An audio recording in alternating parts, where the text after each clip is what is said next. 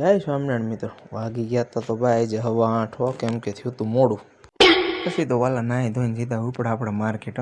થોડો ખુલ્લે પહેલાં તો આ બધા આવી જાય છે. મોડા ઉઠતા તો થોડાક પહેલાં રવિભાઈ બકલ ભરીને ઉપડી ગયા તો આજ તો હજી થોડો બંધ કરાવવા આવી ગયો ને થોડો બંધ કરીને આપણે ઉપડા સીધા વાલા જીમમાં હોય છે. આજે તો ભાઈ હાઈજે જીમમાં ગયા પણ કાંઈ ખાસ મજા ન આવી. એક્સરસાઇઝ તો કરવી જ પડે હો ભાઈ, મજા આવે કે ન આવે, ફી ભરી છે. આજ તો ભાઈ અજયભાઈ મીંડા તો પોતા પાડે કે થોડું બાકી રખાય જીમમાં આવ્યા પાડે જ લેવાય ને.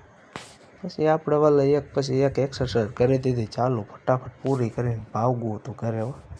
કેમ કે આપણે જવાનું હતું ભાઈ ગણપતિ બાપાના ઉત્સવની તૈયારીમાં. હવે રહ્યા હતા થોડાક દી આડા, ફટાફટ એક્સરસાઇઝ પતાવી પછી આપણે જવાનું હતું બાપાના કામમાં. અજયભાઈ મીંડા દોડવા હોય છે, હાલ ઊભું રહેતું નહોતું એનાથી જો ઠુમક હાલે છો આ તો માળો પણ. જીમમાં આવું હતું ભાઈ છે, કંટાળો આવી ગયો મને. પછી આપણે તો ભાઈ ઉપડા ફટાફટ ઘરે હો. ઘરે આવીને આપણે આવી ગયા આપણા દોસ્તારની દુકાને હો ભાઈ, ઉપારીવાળો હતો. હા તો પણ બાખામાં જ બહાર રહ્યો. રવિભાઈ ને દસુભાઈ મીંડા હતા આપણે માવામાં પાણી છાંટે એમ રૂમમાં પાણી છાંટવા.